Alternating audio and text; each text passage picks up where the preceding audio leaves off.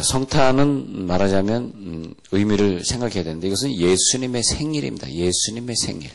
성탄은 예수님의 생일을 축하하는데 지금 누가 태어났는지의 의미를 모르고 그냥 성탄절 되면 그냥 주량만 들리는 사람이 있다든지 그냥 성탄절이 되면 그냥 동창회의 의미, 예수님이 태어났다는 의미보다는 동창회의 의미가 더 큰. 근데 동창회의 의미가 있는 것도 아니고 우리가 무슨 식구끼리 즐거워하는 그런 의미가 있는 것도 아니고 이것은 온전히 여기 계신 분들은 예수님의 생일이다. 올해의 성탄은 예수님의 생일을 내가 기념하리라. 그런 마음으로 우리 성탄을 지내면 참 좋겠습니다. 그래서 성탄할 때에 그 중심되는 근본 의미는 예수님이 나셨다. 왜? 나를 구원하시기 위해서 이 땅에 오셨다. 예수님의 탄생을 축하하는 일이 있어서 예수님의 나심나 예수님의 생일을 축하해야 하는 거죠. 자, 그래서 어떤 사람들은 태어날 때 그분이 태어나셨다, 나셨다 이렇게 표현하는데 나셨다. 근데 예수님은 태어나셨다로 표현하지 않고 예수님은 우리와 달리 우리는 없던 존재에서 새로운 존재로 태어나게 된 것이 우리의 출생이지만 예수님은 없던 존재에서 새로 태어난 것이 아니라 원래 하늘에 있던 존재인데 있던 존재 이 땅에서 태어나셨다. 그래서 하늘의 존재가 이 땅에 태어나셨다. 이렇게 말이 이상하잖아요. 하늘에 계신 분이 이 땅에 어떻게 하셨다? 오셨다. 이렇게 표현해요. 그래서 예수님은 오신 것이지 나신 것이 아닙니다. 하늘의 영광 보좌를 다 버리고 이 땅에 인간의 몸을 입으시고 오셨다. 인간의 몸을 입으시고 또 우리 인간들이 입는 문화의 옷을 입으시고 그 인간의 언어 속에서 인간의 시간과 공간 속으로 들어오셨다. 영원한 존재가 시간과 공간 속으로 들어오시는 날. 와, 위대한 날이죠. 시간과 공간을 초월한 존재가 그 시간 똑딱똑딱 하는 그 시간 속으로 들어오시고 그 인간의 공간 안에 들어오시고 인간의 언어를 사용하시고 예수님이 한국말, 중국말, 영어 뭐 이런 걸 다 초월하신 분이신데 그 인간의 언어 속에 들어오시고 그래서 그분은 오셨다. 그 다음에 인간으로 태어나셨다가 아니라 인간이 되셨다. 이렇게 되셨다. 자, 오셨다. 그리고 되셨다. 이런 동사를 생각해 봐야 돼요. 오셨다. 되셨다. 자, 그래서 그 오셨는데 어떤 모습이었느냐 했더니 죄인의 모습이었다. 이렇게 되겠습니다. 죄인의 모습이었다. 그래서 예수님의 탄생은 예수님의 나심은 우리 인간에게 인간의 모습으로 오셔서 근데 인간에게 인간의 모습으로 오셔서 했을 때 왜 그러셨을까? 왜 인간의 모습으로 오셨을까? 왜 오셨을까? 그런데 인간의 모습으로 오셨다의 의미가 참 중요해요. 저기 계신 분이 야 일로 와라. 나에게로 와라. 그래야 될 텐데 야 대통령 만나야 되니까 청와대로 와라. 근데 하여튼 우리 대통령이 우리를 만난다 그러면 찾아오지 아니하시고 어디로 들어오십시오. 그럴 거 아니에요. 근데 너 구원받으려면 이렇게 올라와라. 이렇게 얘기해야 되는데 그렇게 하지 아니하시고 나에게로 오셨다의 의미. 자, 오늘 예배의 의미는 예수님이 나에게로 내려오셨다. 그런 의미가 되겠습니다. 왜냐하니까 나에게로 와라. 그런 의미는 내가 너를 생각해 보니까 왜 나처럼 살지 않니? 나는 참 정직한데 왜 너는 거짓말하니? 나는 참 이렇게 한데 왜 너는 이렇게 사니? 할 때 인생의 문제가 시작이 되는 거예요. 자, 부부 생활하는데 왜 나는 항상 일어나서 이불을 개는데 너는 항상 이불을 안 개니? 꼭 우리 와이프 같죠? 우리 와이프가 아니라 저 여러분들 와이프 같죠? 왜 나는 이불을 개는데 너는 이불을 안 개니? 이렇게 되잖아요. 그거 어떻게 치료해야 돼? 어떻게 치료하냐면 이불을 개주면 돼. 개주면 돼. 근데 왜 나는 이렇게 밥 먹기 전에 손을 씻는데 너는 왜 손을 안 씻니? 왜 나는 이렇게 사는데 왜 너는 그렇게 사니? 넌 참 답답하구나. 이것이 뭐냐면 나처럼 되어라. 그런 나처럼 되어라. 근데 예수님은 구원하기 위해서는 그러니까 구원이라고 하는 것은 나처럼 되어라는 절대 그 상대방을 구원할 수 없더라 이거예요. 나처럼 되어라가 아니라 내가 너처럼 되리라. 내가 너처럼 될. 물론 너처럼 된다는 것이 그 사람이 죄인이라서 죄인처럼 된다는 의미보다는 이해한다는 의미죠. 내가 너를 이해하리라. 너가 죄 짓는 그 현장으로 내가 내려가서 내가 너를 감싸 안으리라. 그것이 뭐냐? 내가 너의 모습처럼 되리라. 그런 거죠. 모습처럼 되리라. 꼭 그 사람을 본받으라는, 그 죄를 본받으라는 의미가 아니고 그 사람의 죄 현장, 힘든 현장에 가서 선교 간다는 것은 뭐야? 선교 간다는 것은 우리가 그 현장을 찾아가는 걸 의미합니다. 그리고 그들과 하나가 되는 것을 의미합니다. 자, 성탄절에 우리 교사들, 우리 학생들에게 무슨 의미를 부여할까? 바쁘지만 그 학생들의 집에 찾아가 보는 겁니다. 교회 와서 만나자하고 또 달라요. 교회 와서 만나자 그런 의미하고 다르게 바쁘지만 야 방학 시작했으니까 방학 초의 신방이다.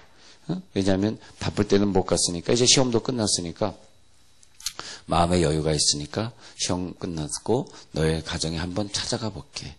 너 5시에 집에 오니까 5시 이후에 한번 내가 과자 사들고 너희 집에 찾아가리라. 그래서 하나님은 우리의 마음문을 여시고 내가 문 밖에 서서 두드리노니 내가 너의 문 앞까지 와서 문 밖에 서서 두드리노니 누구든지 내 음성을 듣고 문을 열면 내가 그에게로 들어가 먹으리라. 그래서 우리가 믿는 하나님만 유일하게 성육신의 교리를 가지고 있습니다. 하나님이 육신이 되셨다. 육체가 되셨다. 그래서 우리의 육체 가운데 들어오셨다. 우리들의 인격 세계에 하나님이 우리들에게 임하셨다. 그런데 어떤 모습으로? 사람의 모습, 죄인의 모습. 오늘 성경에 보니까 오시자마자 애굽으로 피난을 가십니다. 태어나자마자. 그래서 그 하나님의 모습은 어떤 모습이냐 하니까 고난의 모습. 오자마자 고난. 그것이 뭐냐? 인생을 구원하려면 와야 되고 그리고 고난을 받아야 되고의 원리입니다. 고난을 받아야 되고의 원리. 그 원리를 의미합니다. 고난은 죄인은 고난받을 자격도 없는데 그렇잖아요. 우리 가정에서 제일로 신앙생활 열심히 하고 기도생활 많이 하려고 하는 사람일수록 그렇게 잠도 못 자고 고난을 받고 그렇게 힘들게 교회 와서 봉사하고 그런 걸 볼 수 있어요. 그래서 고난은 아무나 받는 것이 아니구나. 우리가 돈은 아무나 벌 수 있고 직장생활 아무나 할 수 있고 다른 건 다 아무나 할 수 있는데 고난은 아무나 못해요. 고난의 길은 오직 의인만 고난을 받을 수 있다는 거죠. 근데 의인만 고난을 받을 수 있죠. 근데 하나님이요 그런 은혜를 주셨어요. 근데 그 당시에 내가 왜 하나님 죄인도 많은데 의인이 고난을 받아야 합니까? 근데 고난은 의인이 받는 것이 죄인은 받을 자격이 없어요. 그래서 예수님이 의인이기 때문에 고난을 받아서 우리들의 죄를. 그래서 예수님의 고난은 완벽해야 돼요. 태어나기 전부터 고난 속에 태어나야 되고 태어나서부터 헤롯이 2살 미만은 다 죽여 그랬을 때 그 수많은 사람들이 예수님 때문에 죽어나가는 그 현장 속에 태어나셔서 애굽으로 피난 가셔야 되고 그리고 가난한 목수의 아들, 목수는 그 당시에 가난한 직업입니다. 아주 가난한 직업이었어요. 가난한 목수의 아들로 태어나가지고 평생을 핍박받으면서 고난받으면서 사역하면서도 먹지도 못하고 줄이시면서 사역을 하다가 십자가에서 그렇게 채찍을 맞아서 십자가 못 박혀 죽으셔야 되는 완벽한 고난이 돼요. 완벽한 고난. 그래서 예수님의 고난은 완벽한 고난과 십자가의 완벽한 죽음을 통해서 우리들의 인생을 구원하시게 된 줄로 믿습니다. 여러분, 내가 뭐가 잘못이 이런 고난을 주십니까? 그렇게 생각할 때는 진짜 내가 잘못이 없어서 고난 받으시는 분이 계시다면 그분은 누군가를 구원하고 있다는 것을 기억하시기 바랍니다. 그러나 우리는 평생 고난을 받아도 한두 명 정도 구원하거나 아니면 자기 식구들을 구원하는 정도에 그치게 될 것입니다. 우리는 온 인류를 구원할 만한 사람은 없습니다. 그런 고난은 우리들에게 없고요. 근데 예수님은 온 인류를 구할 만한 그런 고난이었는데 그것을 바라보고 2장 1절에 보니까 동방으로부터 박사들이, 이것을 우리는 동방으로부터 왔기 때문에 동방박사다 이렇게 말하거든요. 자, 질문입니다. 동방박사가 몇 사람이었을까? 동방박사 몇 사람? 힌트. 동방박사 몇 사람? 몇 사람이 왔죠? 예, 두 사람? 네 사람? 세 사람? 예. 랍비는 이렇게 설교합니다. 랍비는 몇 명이라고 설교할까 했더니 랍비는 이 당시에 동방박사들이 70명 왔다고 설교합니다. 전설에 의하면. 그러니까 세 사람은 거짓말하지 마라. 어디 세 사람 적혀있니 봐라. 사람들이 이렇게 거짓말을 잘해요. 어디 세 사람이 적혀있어. 아무리 성경을 뒤집어 봐도 세 사람이란 말은 나오지 않습니다. 그래서 동방박사 세 사람이 지금 잘 보세요. 찬송가 가사 바뀌었습니다.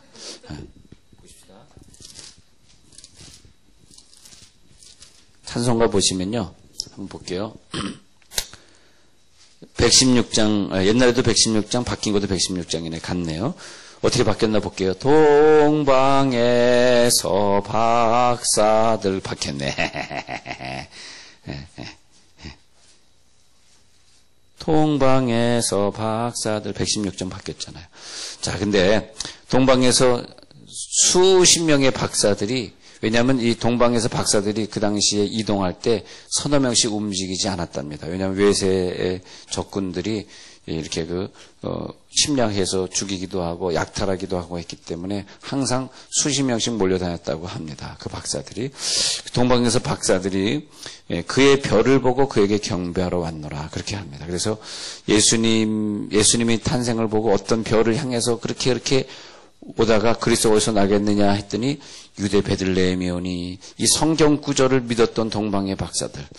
자, 동방에서 왔다는 얘기는 뭐냐면 예수님은 우주적 탄생이었다. 그래서 저 멀리서부터 왔다라고 하는 것은 예수님은 우리 유대인들만을 예수님이 아니라 저 아시아권에 있는 저 동방에 있는 사람들을 위한 예수님이다. 그래서 예수님은 성교를 위해 오셨다.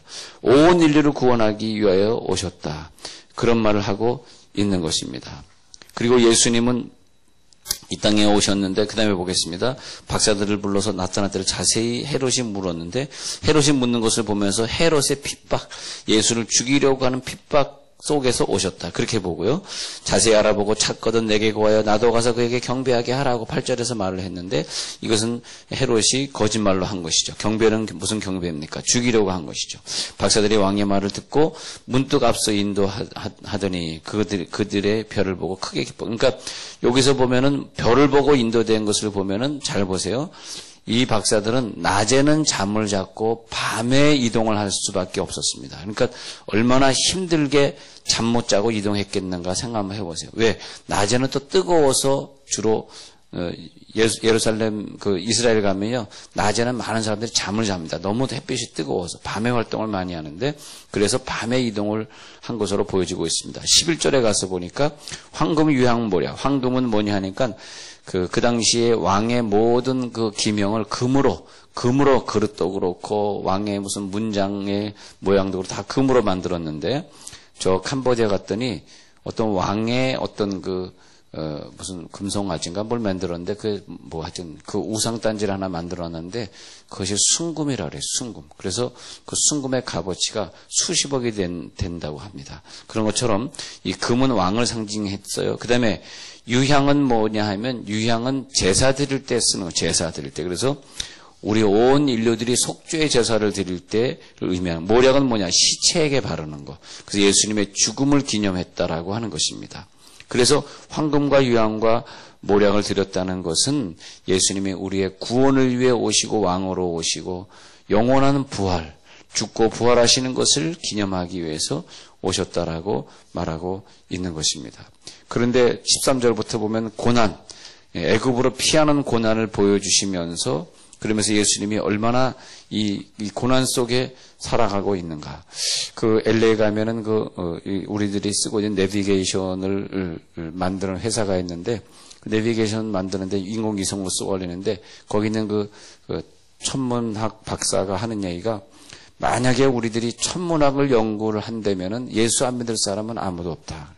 하늘을 바라보고 그 우주 공간을 창조하신 그분, 이것이 우연히 생겼다고 생각하는 사람은 뭐 지옥 가야지 어떻게 할 수 없고, 그 우주 공간을 바라보면서 하나님을 믿고 회개하고 완전히 하나님 믿는 생애로 살지 않는 사람이 없다라고 합니다. 그래서 천문학자들은 다 하나님을 믿는데요. 이 우주를 창조하신 아직까지도 자기네들은 별을 다 발견하지 못했고, 어떻게 이 별들이 부닥치지 않고 이렇게 600억 개까지 발견했는데 600억 개의 별이 이렇게 부닥치지 않고 운행하고 있을까? 이것은 정말 하나님이 하시는 사건이다. 그래서 그렇게 하늘만 바라봐도 그런 하나님을 믿어야 합니다. 그런 말을 하셨는데, 그만큼 이 하나님이 만드신 창조의 세계에 동방박사들이 나타난 사건. 그래서 16절에 보니까 헤롯이 박사들에게 속은 줄 알고 심히 노하여 사람을 보내어 베들레헴과 그 모든 지경 안에 있는 산의 아이들 박사들에게 자세히 알아본 그때를 기준하여 2살부터 그 아래로 다 죽이니. 자, 여기서 하나만 더 정리하고 마치면, 예수님이 태어났을 때 2살 아래 죄 없는 사람들이 다 죽었습니다. 이거 여기까지만 정리하겠습니다. 2살 아래의 아이들이 다 죽었다. 그 말이 뭔지 아십니까? 예수님이 이 땅에서 수많은 사람들을 구원하러 오셨을 때 가장 은혜를 많이 받은 아기의 어머니가 되었다.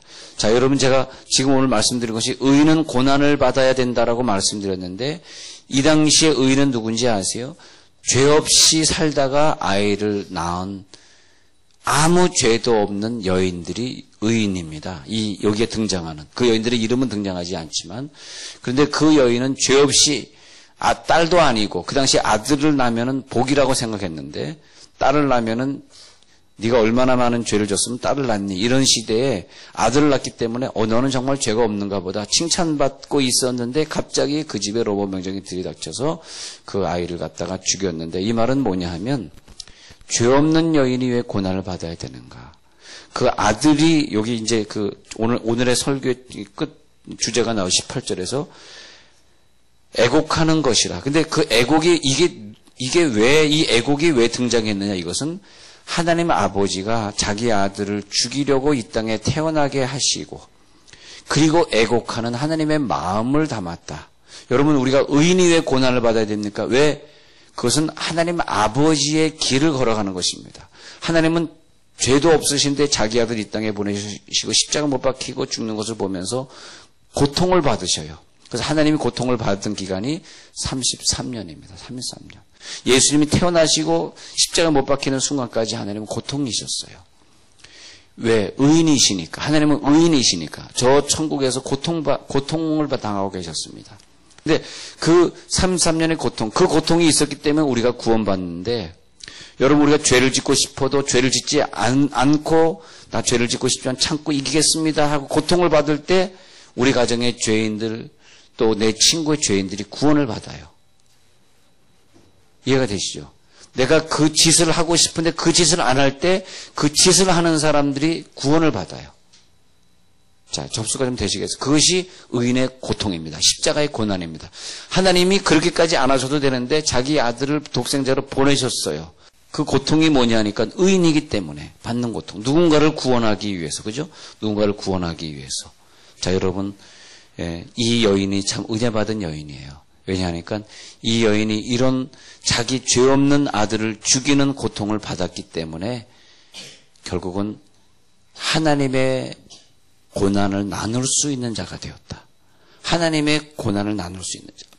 내가 그 고난을 싫어하신다면 하나님의 고난을 나눌 수 없었는데, 그래서 이 고통의 여인, 이 여인은 다시 말하면 하나님의 심정이, 하나님의 심정이 된 사람. 여러분, 의인으로서 고통으로 받으시는 분들은 다음 주 성탄 주일을 기다리면서 더 고난을 체험하시고 예수님을 이해하시는 은혜가 있으시길 간절히 축원합니다.